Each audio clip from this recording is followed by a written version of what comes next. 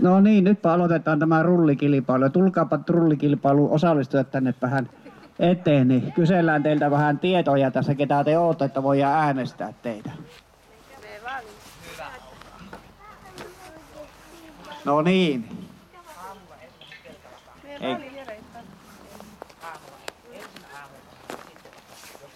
No niin, lähdetäänpä tässä nyt. Jaa, mä tunnenkin, mutta tämä kolmatta en tunne, niin mä kysyn ensiksi sinulle, kuka sinä oot.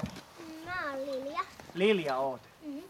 Aivan ihanasti oot pukeutunut rulliksi. Kävitkö sinä nyt virpomassa viime lauantaina? Joo. Joo. Ja sait paljon suklaamunia ja karkkia, niinkö? Joo. Oliko sama asu päällä kuin nyt? Joo. Oli joo. Joo. No mitä sä sanot näille ihmisille nyt? Sanotko hyvää pääsiäistä? Hyvää pääsiäistä. No niin. Ja sitten siinä on, kuka se sinä oot? Nelly. Nelly. No mitä se Nelly nyt, onko pulla hyvää? Joo. Entäs sinä? Oletko sä tulli vai mikä sä olit? Mikä? Täh? Lilja. Kissa oot. Pääsiäiskissa niinkö? Ei. Et oo pääsiäiskissa, kun ihan tavallinen kissa niinkö? Et oo tavallinen kissakaan.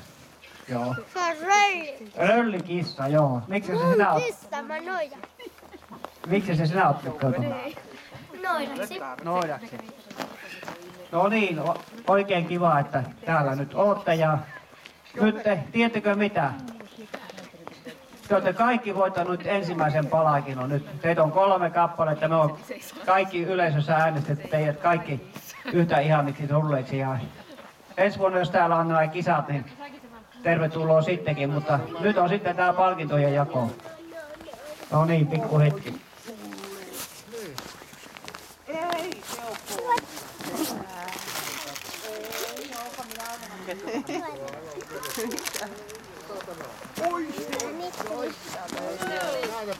On se sillä jo hampaita, mutta Nellillä on lippunut hampaita. Mikä tämä on? Kissa. No niin. Kun jäi korvakokki lähtikään. Korvat tipahti. No niin, täällä on nyt sitten palkinnot teille.